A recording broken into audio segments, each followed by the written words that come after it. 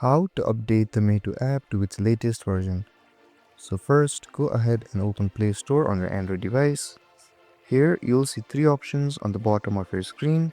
Simply tap on the search button located on the bottom right corner. After tapping on it, you'll see a search bar at the top. Simply tap on it and search for Meitu app. After searching, you'll see the Meitu app, which has more than 100 million plus downloads. If you have any updates pending, you will see an update button right next to the uninstall button. But because I already have the latest version installed, there is no update button right here. But these are some simple steps that you can follow to update your Meitu app. If this video helped you, don't forget to like, share and subscribe, and hit that notification bell so you don't miss any of our videos. Thank you so much for watching, and I'll see you guys next time.